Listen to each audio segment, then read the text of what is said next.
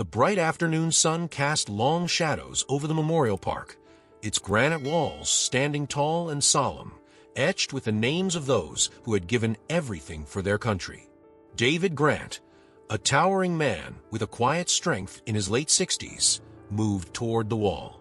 His every step seemed measured, deliberate, as if the weight of the years and the memories tied to this place slowed him.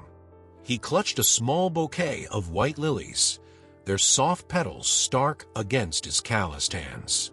He was a man of few words, but his presence carried a story.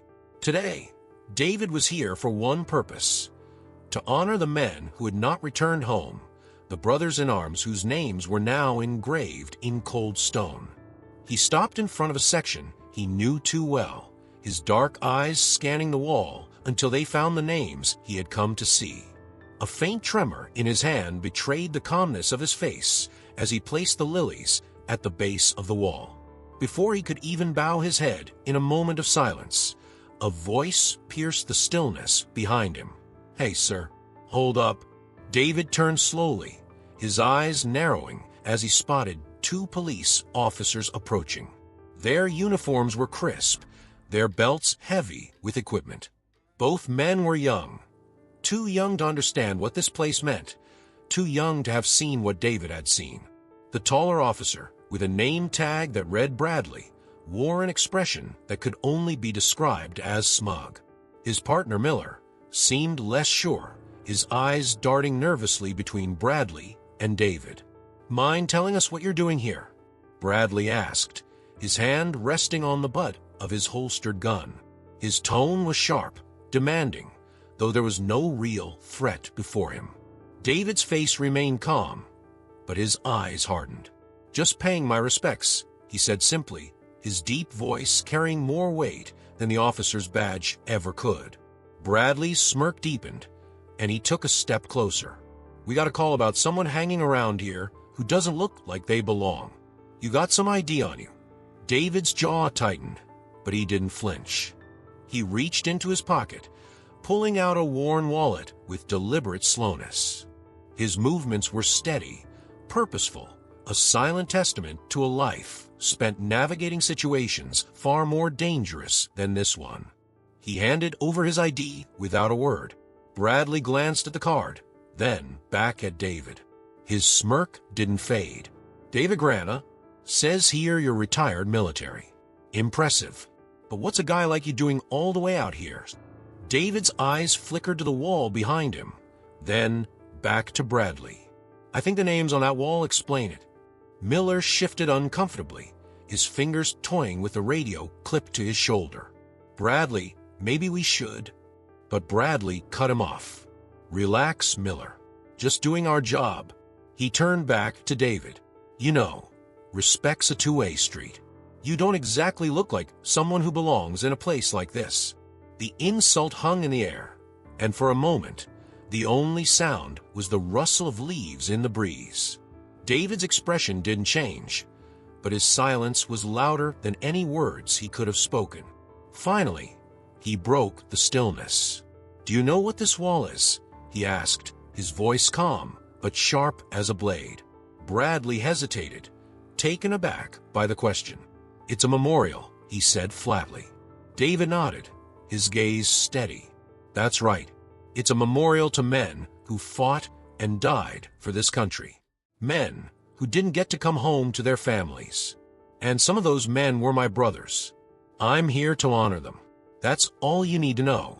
Bradley opened his mouth to respond, but Miller's radio crackled to life, interrupting him. The younger officer stepped back to answer it, leaving Bradley and David locked in an unspoken standoff. David turned back to the wall, his fingers brushing over one of the names. It was a small gesture, but it carried the weight of years of loss and sacrifice.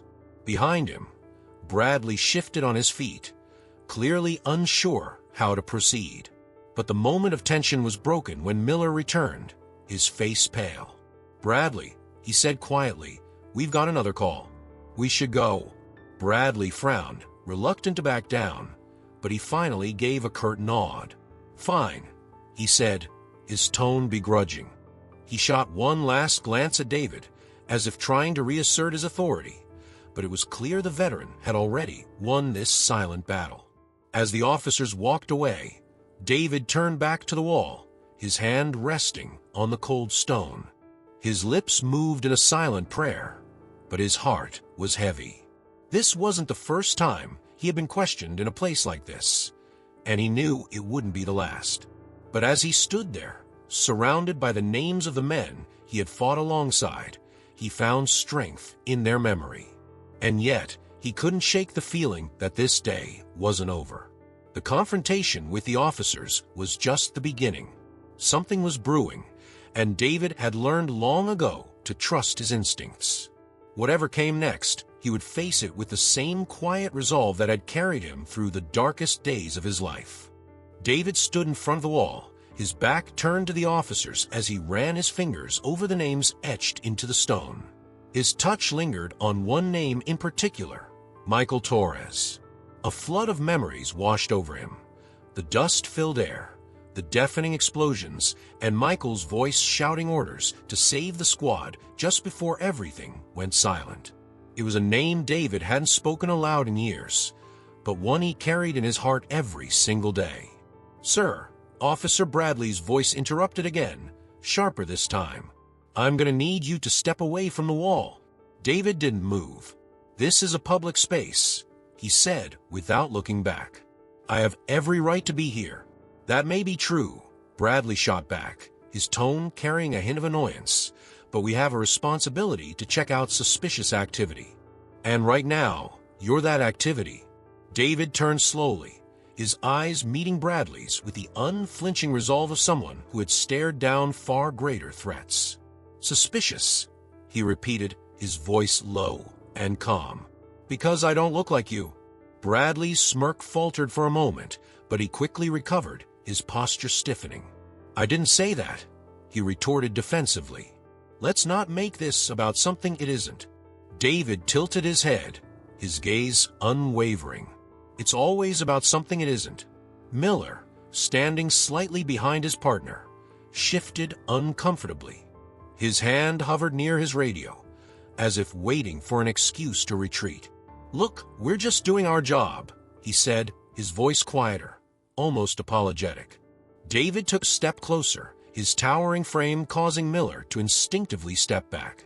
"Your job?" he asked, his tone measured but heavy with meaning.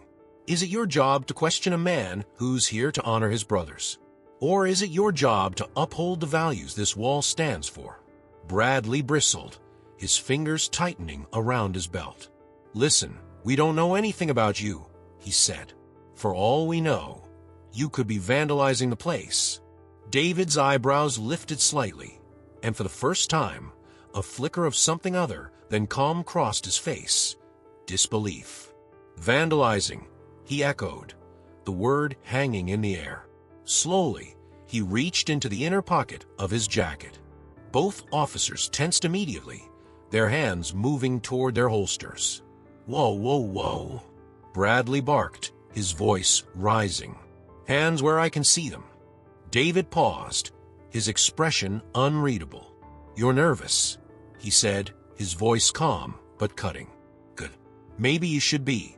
With deliberate slowness, he pulled out a small, worn velvet box. He held it out in front of him, his hand steady. "What's that?" Bradley asked, suspicion dripping from his words. David opened the box, revealing a Medal of Honor gleaming inside. The sunlight caught the golden star, casting a faint glow that seemed to silence the world around them. Both officers stared, their reactions starkly different. Miller's mouth fell open slightly, a mixture of awe and guilt washing over his face. Bradley's eyes narrowed, his smirk disappearing entirely as he struggled to process what he was seeing. "This," David said, his voice steady, "is the reason I'm here. This medal isn't just mine. It belongs to the men whose names are on that wall. Men who didn't get to come home. Men who gave their lives so you could stand here and treat me like I don't belong." Miller took a step back, his face pale. You're a Medal of Honor recipient," he stammered, his voice barely above a whisper. David didn't answer him. Instead, he turned his gaze to Bradley, who stood frozen, his bravado crumbling. "You questioned my right to be here," David said, his voice low but razor-sharp. "But let me ask you this. What have you done to earn yours?" Bradley's jaw tightened, but no words came out. The silence stretched, thick and heavy, as the weight of David's words sank in. For a brief moment, it seemed as though the entire park had gone still, the only sound the rustling of leaves in the breeze. Miller broke the silence, his voice trembling. "Sir, I didn't mean any disrespect. I didn't know." "No," David replied, his gaze shifting to the younger officer. "You didn't. And that's the problem." Bradley shifted uncomfortably, his hands dropping from his belt. His expression was no longer smug but defensive, as if he were trying to convince himself that he hadn't been in the wrong. "Look, David held up a hand, silencing him. "You don't need to explain yourself to me," he said. "But one day, you'll have to explain yourself to someone else. Maybe to someone you care about. Maybe even to yourself." The words hung in the air like a challenge, and for the first time, Bradley seemed to have no response. He turned slightly, his gaze dropping to the ground. David closed the box with a soft snap and slipped it back into his pocket. Without another word, he turned and walked back to the wall, his footsteps deliberate and unhurried. Behind him, the officers stood rooted in place, their faces etched with a mixture of shame and confusion. As David reached the wall, a soft voice spoke from behind him. "Excuse me, sir." He turned to see an elderly woman with a cane, her face lined with age, but her eyes sharp and clear. She gestured toward the officers. "Are you okay? They didn't hurt you, did they?" David shook his head, a faint smile tugging at the corner of his lips. "No, ma'am," he said. "They didn't hurt me." She nodded, her gaze shifting to the wall. "Good. Because you've already given enough." David didn't reply, but her words lingered with him as he turned back to the names on the wall. Behind him, the officers slowly retreated to their squad car, their earlier confidence nowhere to be found. As David traced his fingers over another name, his thoughts returned to the battlefield, to the moments that had defined him and the men he had served with. Today had tested him in a different way, but just like back then, he had stood his ground. And he wasn't done yet. The breeze carried the faint scent of flowers, mingling with the solemn stillness of the memorial. David stood motionless, his hand resting on the cold granite wall.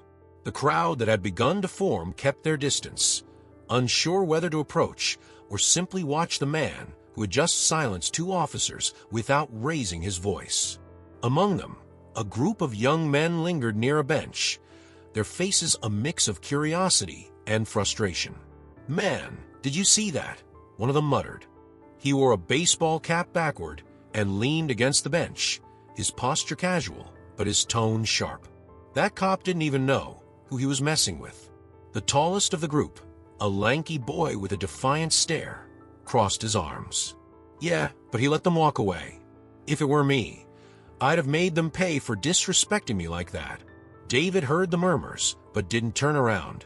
Instead, he traced his fingers over another name, Robert Jenkins. His memory of Jenkins was sharp and painful. He had been the squad's youngest member, barely out of high school when they deployed. Jenkins had once told David that he planned to become a teacher after the war. He never got the chance. "Excuse me, sir," a hesitant voice interrupted. David turned to see the group of young men standing a few feet away, their leader stepping forward. The boy's jaw was set, his chin raised as if bracing for confrontation. "Can I ask you something?" David nodded, his gaze steady. "Go ahead."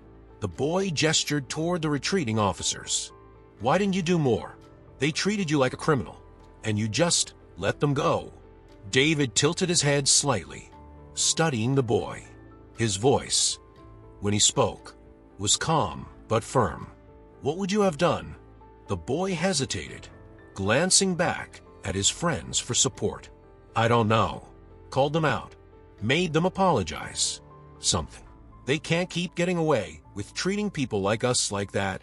David's expression didn't change, but his tone sharpened. "And then what? What do you think would have happened next?" The boy faltered, his bravado slipping. "I don't know." David nodded, his gaze shifting between the young men. "That's the problem. You're so focused on fighting back, you don't think about what comes after. Anger's easy. Anybody can get angry. But if you let it control you, you're giving them exactly what they want." The tallest boy frowned, his arms still crossed. "So what? We're just supposed to let them walk all over us? Pretend it's okay?" "No," David said, his voice like a steady drumbeat. "You stand your ground. You speak your truth.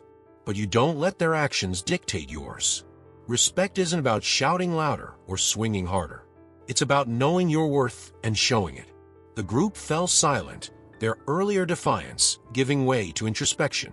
The leader shifted on his feet, his gaze dropping to the ground. It feels like nothing ever changes," he admitted, his voice quieter now. "No matter what we do, they still treat us the same." David stepped closer, his towering frame casting a shadow over the group. "Change takes time, and it takes strength. Not the kind you show with your fists, but the kind that makes people listen. You think I earned that medal by fighting every battle that came my way? I earned it by choosing the battles that mattered. And this," he gestured toward the wall, "this is what matters." The group exchanged glances, the weight of David's words sinking in. One of the boys, the youngest and quietest, spoke up. "But how do you know when it's the right battles?" David turned to him, his gaze softening. "You'll know when it happens. And when it does, you'll have a choice to make. Just remember, every choice you make shapes the world you leave behind." The boy nodded, his eyes wide with understanding. The leader of the group extended a hand, his earlier defiance replaced by a newfound respect. "Thanks," he said simply. David shook his hand, a faint smile tugging at the corner of his lips. "Don't thank me. Just do better." As the young men walked away, their voices low and thoughtful, David turned back to the wall. The names seemed to shimmer in the fading sunlight, a silent reminder of the sacrifices made and the battles fought. But his moment of reflection was interrupted once again. From the corner of his eye, David noticed Officer Miller standing nearby, his hat in his hands. The young officer looked nervous, his posture uncertain. Slowly, he approached. "Sir," Miller began, his voice barely above a whisper, "I just wanted to say, I'm sorry for the way we treated you. It wasn't right." David studied him for a moment, then nodded. "Apology accepted. But words don't mean much without action. Do better." Miller nodded quickly, his face pale but determined. "I will." As Miller walked away, David felt a flicker of hope. The day had been heavy, but the seeds of change had been planted in the young men, in Miller, and perhaps even in himself. David placed his hand on the wall one last time, his lips moving in a silent prayer. The names stared back at him, a testament to the past and a challenge to the future. The battle for respect and understanding wasn't over. But today, it had taken a step forward. The sun was beginning to dip lower in the sky, casting a warm golden glow over the memorial. David adjusted his jacket and prepared to leave when he noticed the small crowd that had quietly gathered behind him. Their expressions ranged from curiosity to quiet reverence. Among them, Helen Carter, the elderly woman who had approached him earlier, stood with her cane, her eyes sharp and thoughtful. "Sir," Helen called out, her voice carrying just enough authority to make him pause. "I think these people need to hear what you've got to say." David frowned slightly, glancing at the group. They had been watching him since the confrontation with the officers, their murmurs low but persistent. Now they seemed to be waiting for something more. "I didn't come here to give a speech," David said, his voice calm but firm. Helen took a step forward, leaning heavily on her cane. "No, you came to honor the men you served with. But look around, Mr. Grant. The way you stood your ground back there, it's already made an impact. Don't waste this moment." David's gaze swept over the crowd. He saw families with children, young men and women, and even older veterans with caps bearing the names of battles long past. The weight of their eyes on him was undeniable. He sighed softly and turned to face them fully. "My name is David Grant," he began, his voice steady but unembellished. "I'm a veteran, just like some of you here, and I came today to honor the men I fought alongside. Men who didn't get to come home." The crowd leaned in, their whispers fading into silence. David gestured toward the wall behind him. "This isn't just a list of names. It's a reminder of what it costs to stand up for something bigger than yourself. These men gave everything. And yet, even now, people like me are questioned about whether we belong here." A murmur ran through the crowd, tinged with both outrage and understanding. Helen stepped forward again, her voice rising. "It's not right," she said. "And it's not just him. It's all of us who've been overlooked, disrespected, and underestimated." David turned to her, a faint smile tugging at his lips. "She's right," he said, addressing the group. "But let me tell you something. It's not enough to get angry. Anger doesn't build anything. What builds is action. What builds is respect, earned and shown." A young woman in the crowd raised her hand timidly. "But how do we make them see us differently?" she asked, her voice trembling. "It feels like no matter what we do, nothing changes."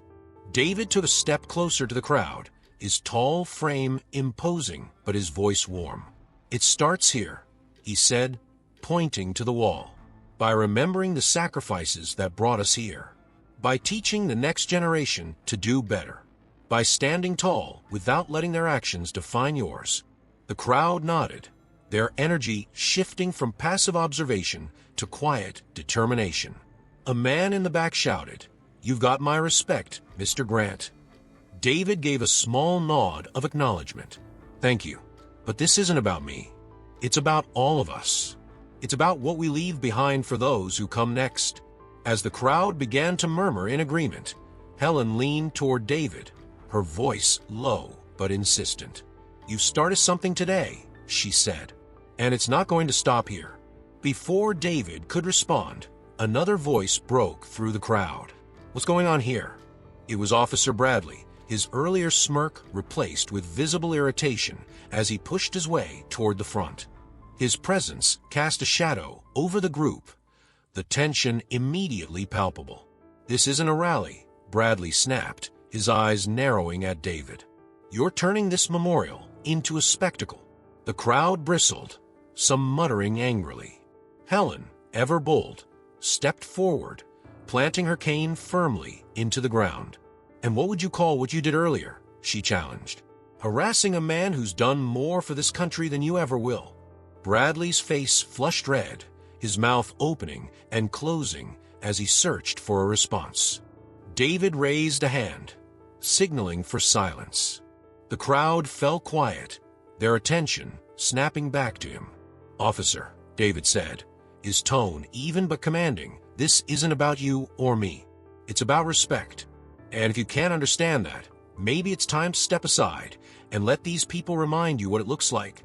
The crowd erupted into applause, the sound echoing off the granite walls. Bradley stiffened, his hands clenching into fists at his sides, but he didn't respond. Instead, he turned sharply and walked away, his steps hurried and heavy. David watched him go, his expression unreadable. He turned back to the crowd, his voice calm but resolute. "Change doesn't come easy," he said, "and it doesn't come fast. But moments like this, they matter. They're the start of something bigger." The crowd cheered, their energy renewed. Helen smiled at him, her eyes gleaming with pride. "You've done something good today, Mr. Grant," she said. David nodded, though his gaze lingered on the wall. "Maybe. But the real work starts now." As the crowd began to disperse, Some stayed behind to shake David's hand or share their own stories. Among them were the young men he'd spoken to earlier. They approached hesitantly, their earlier bravado replaced with a quiet respect. "You were right," the leader admitted, his voice low. "About picking the right battles. I think I get it now." David placed a hand on his shoulder, his grip firm. "You'll get it when it counts. Just remember, it's not about being loud. It's about being steady." The boy nodded, a faint smile crossing his lips. As they walked away, David felt a flicker of hope. But as he turned back to the wall, he knew this day wasn't over. There was still one more battle to face. The crowd had mostly dispersed, but the tension lingered in the air, thick and unyielding. David remained near the wall, his hand resting on the cold granite, his gaze distant. He could feel the weight of the day pressing down on him, the memories stirred by each name etched into the stone, mingling with the events that had unfolded. From the corner of his eye, he saw Officer Bradley standing at a distance, his arms crossed, his expression unreadable. Unlike Miller, who had shown some glimmer of remorse, Bradley seemed locked in his defiance, unwilling to admit he had been wrong. David sighed quietly. Men like Bradley weren't new to him. He had faced them in every corner of his life. Helen's voice broke through his thoughts. "He's still here," she said, her tone sharp. She stood a few feet away, her cane planted firmly on the ground. "That one doesn't know when to quit." David turned to her, his expression calm but firm.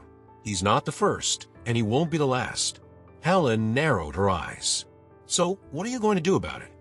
David didn't respond immediately. Instead, he straightened his posture, adjusted his jacket, and began walking toward Bradley. The officer noticed him coming and stiffened, his jaw tightening as if bracing for another confrontation.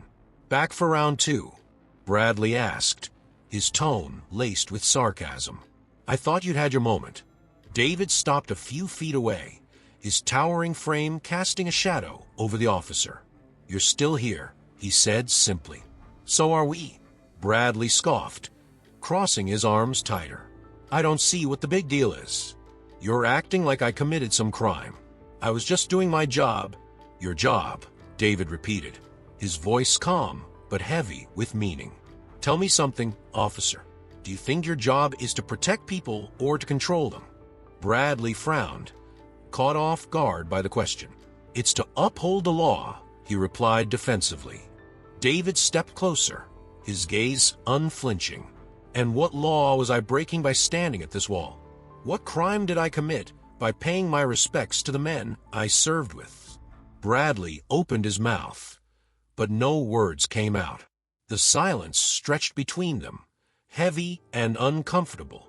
"That's what I thought," David said, his tone cutting. "You didn't stop me because I was doing something wrong. You stopped me because of what I look like. And that, officer, is not your job." Bradley's face flushed red, his hands clenching into fists at his sides. "I'm not a racist," he said, his voice rising. "Don't try to turn this into something it's not." David raised an eyebrow, his calm demeanor unshaken. "Isn't it?" he asked quietly. "Because from where I'm standing, it looks exactly like that." The crowd that had begun to gather again murmured in agreement, their voices low but growing. Helen stepped forward, her voice sharp as a knife. "He's right, you know. What you did was wrong, plain and simple. And the fact that you're standing here, trying to justify it, says more about you than it does about him." Bradley's gaze darted to the crowd, his earlier confidence wavering. For the first time, he seemed to realize that he wasn't just facing David. He was facing everyone who had witnessed his actions. "I didn't mean," he began, but his words faltered. David took another step forward, his voice steady and commanding. "You didn't mean what? To question my right to be here? To disrespect the memory of the men on this wall? Or to let your own prejudice blind you to what's right?" Bradley swallowed hard, his bravado crumbling under the weight of David's words. His shoulders slumped slightly, and he glanced away, unable to meet David's gaze. Let me tell you something, David continued, his tone softening but losing none of its power. Respect isn't just something you give to the people you agree with. It's something you show to everyone, no matter who they are, because that's what it means to truly serve. Bradley looked up, his eyes filled with something David hadn't seen before: uncertainty. He shifted on his feet, his hands unclenching. I don't know how to fix this," he admitted, his voice barely above a whisper. David nodded slowly, his gaze softening. "It starts with admitting you were wrong," he said. "And then, it's about doing better, not just today, but every day after. Because the men on this wall, they didn't die so you could live in ignorance. They died for something bigger." Bradley stared at him for a long moment, the words sinking in. Finally, he gave a small, almost imperceptible nod. "I'll try," he said quietly. David stepped back, his expression unreadable. "That's a start," he said. "But trying isn't enough. You've got to follow through." As Bradley turned and walked away, the crowd erupted into applause, their voices ringing out across the memorial. David stood still, his gaze returning to the wall. Helen approached him, her eyes glistening with unshed tears. "You handled that well," she said, her voice soft. "Better than I would have." David smiled faintly. "I've had a lot of practice." Helen placed a hand on his arm. "You've done more than just stand your ground today, David.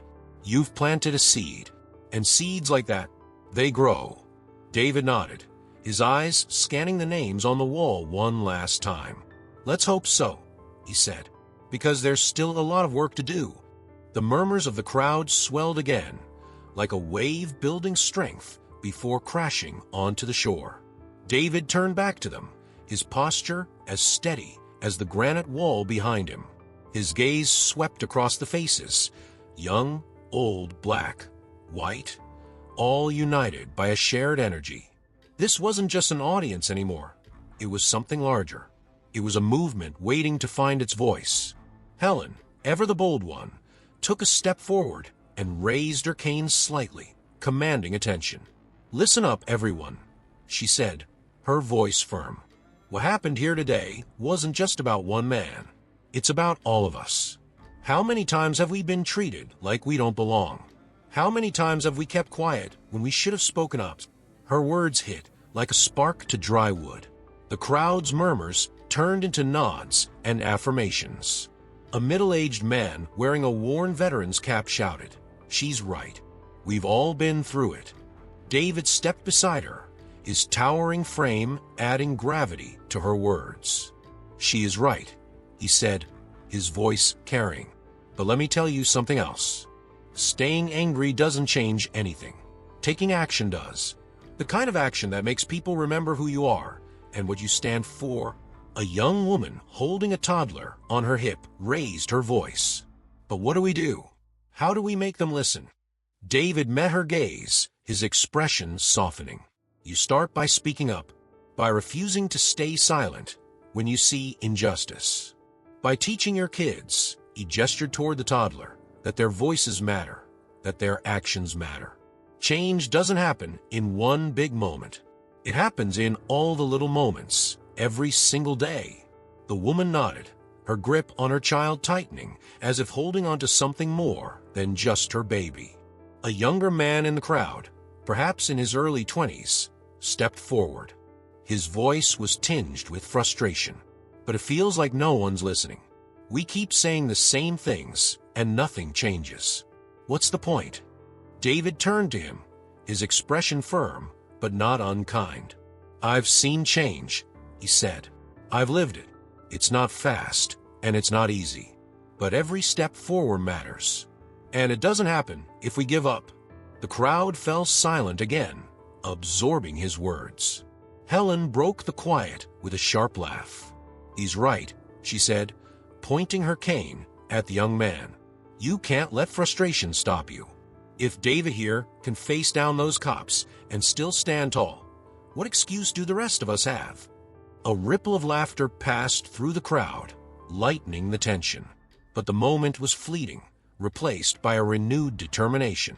One by one, people began to step forward, sharing their own stories of prejudice, resilience, and hope.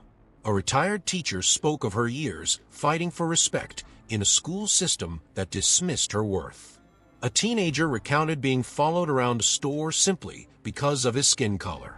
An elderly couple described the quiet racism they'd endured in their own neighborhood. Each story added to the weight of the moment, building a tapestry of shared struggles and triumphs. David listened, his heart heavy but full. This wasn't just about him anymore. It never had been. As the stories continued, Officer Miller reappeared at the edge of the crowd. He hesitated, his hat clutched tightly in his hands, before stepping forward. "I need to say something," he said, his voice unsteady.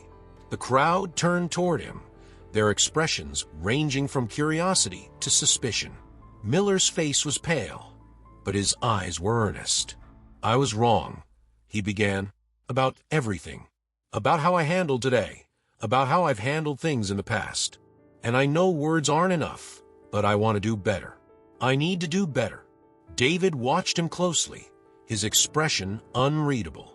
The crowd murmured, some nodding, others crossing their arms skeptically. Miller swallowed hard and looked directly at David. "Thank you for calling me out," he said. "I didn't deserve it, but you gave me a chance to change. I won't waste it." David nodded slowly, his gaze steady. "Good," he said simply, "because it's not about what you say today. It's about what you do tomorrow." The crowd erupted into applause, their clapping echoing across the memorial. Miller stepped back, his face a mixture of relief and resolve. As the applause subsided, Helen turned to David with a wry smile. "You're starting a revolution, you know." David shook his head, his own smile faint but warm.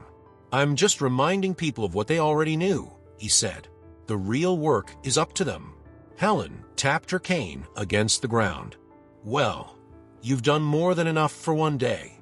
David's gaze returned to the wall, his fingers brushing over the names once more. "Not yet," he said softly. "There's still more to do."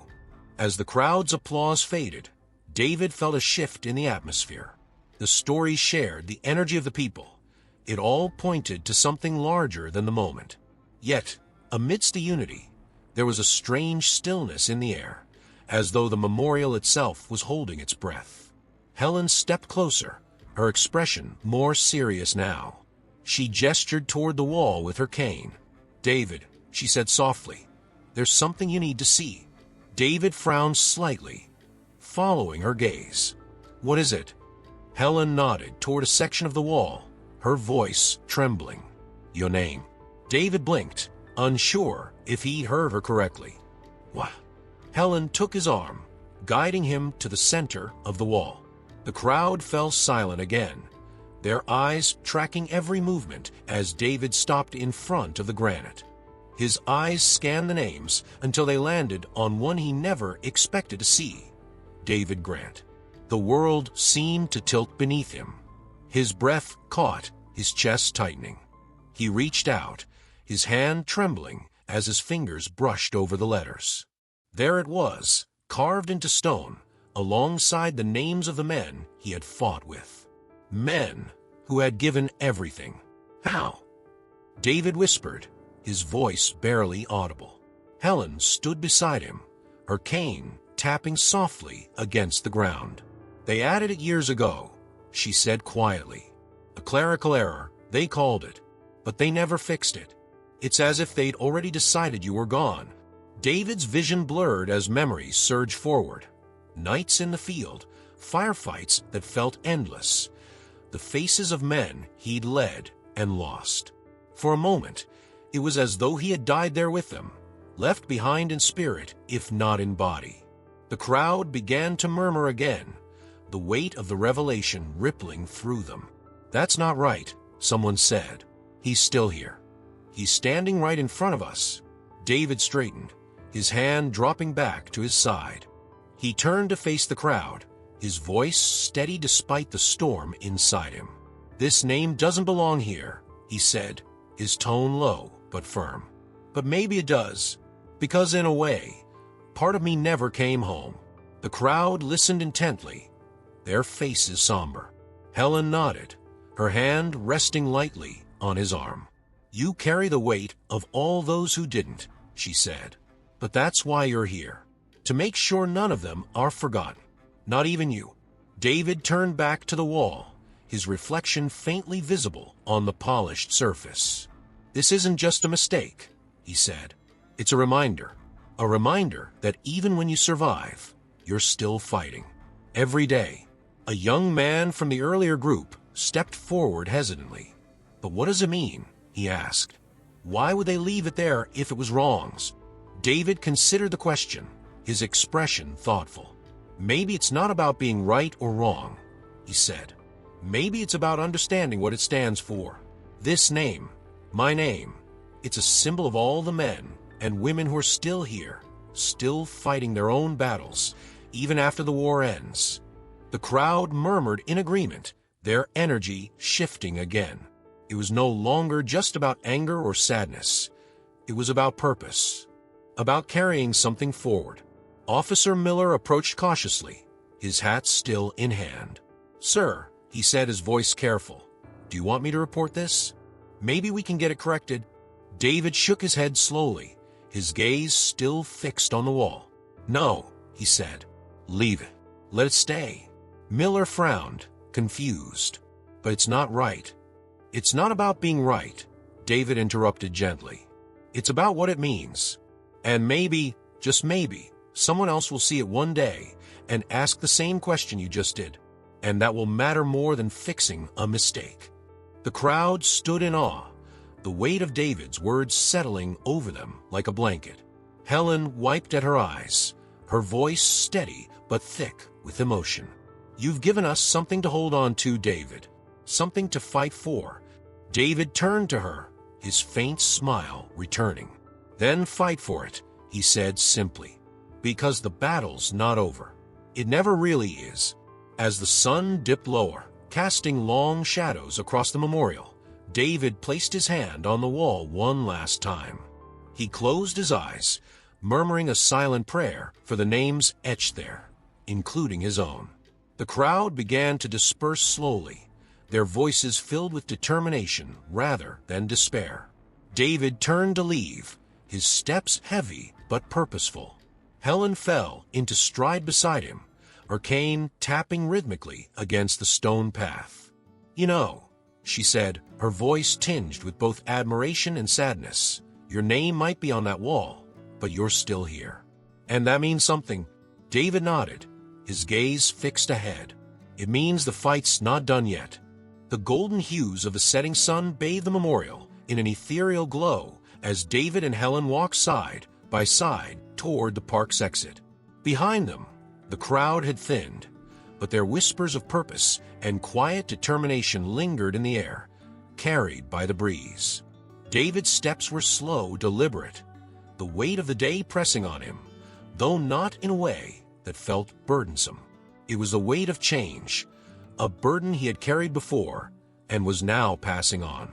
Helen tapped her cane rhythmically against the path, breaking the silence. "You know," she began, her voice soft but teasing, "you've managed to do something today that most people don't even try in a lifetime." David glanced at her, his lips curling into a faint smile. "And what's that?" "You made people believe they could be better," she said simply, "that they should be better." David's gaze drifted back toward the wall, now a distant silhouette against the fiery sky. "I didn't make them believe anything," he said. "I just reminded them of what they already knew." Helen stopped, turning to face him fully. "Don't sell yourself short, David Grant. Those people out there, they'll carry this moment with them for a long time. And you'll carry it even longer." David didn't reply immediately. His eyes lingered on the horizon, his mind turning over the events of the day. The confrontation, the stories shared, his name on the wall. It all felt surreal, yet undeniably real. Finally, he spoke, his voice low and thoughtful. "You ever feel like the fight never ends, Helen?" She chuckled, A sound full of both humor and pain. Every damn day. But that's the point, isn't it? The fight doesn't end, because it's not supposed to. It's how we know we're still alive. David nodded, her words settling over him like a truth he had always known but rarely voiced. I guess you're right.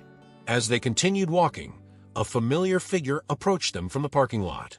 Officer Miller, still clutching his hat, his expression cautious but earnest. David stopped, watching the young officer carefully. Miller's steps were tentative, as though he wasn't sure if he was welcome. "Sir," Miller began, his voice steady but tinged with nerves. "I wanted to say thank you. For today. For everything. I didn't expect to learn something from all this, but I did. And I want you to know I'm going to do better. Not just as an officer, but as a person." David studied him for a moment, then nodded. "Good," he said simply. "That's all anyone can ask." Miller hesitated, then extended his hand. "It would mean a lot to me if you'd shake my hand, sir." David glanced at the outstretched hand before gripping it firmly. "You've got a long road ahead of you, son," he said, his voice quiet but steady. "Don't waste it." Miller nodded, his grip tightening briefly before he released David's hand. "I won't, sir. I promise." As Miller walked away, Helen turned to David with a knowing smile. "See, you're starting to grow on people." David chuckled softly, the sound surprising even himself. Maybe. Or maybe they're just tired of being wrong. They reached the edge of the memorial park, the world beyond bustling with the mundane rhythm of daily life. David paused, looking back one last time. The wall stood tall, unyielding, its names etched into history. Among them his own. A mistake, perhaps, but one that had come to mean far more than an error on paper. Helen followed his gaze, her expression thoughtful. "What are you thinking?" she asked. David took a deep breath, the weight on his shoulders lifting just slightly. "I'm thinking that name on the wall doesn't mean the end. It's a reminder that we're still here, still fighting. And maybe, just maybe, it's enough to make people remember." Helen nodded, her eyes glistening. "Well, I think you've done enough remembering for one day. Let's get you home." David smiled, the faintest hint of peace settling over him. "Yeah," he said, "let's go." As they walked away, the sun dipped below the horizon, casting the memorial in shadow. But the names on the wall seemed to glow in the fading light, a testament to sacrifice, resilience, and the unending fight for what's right.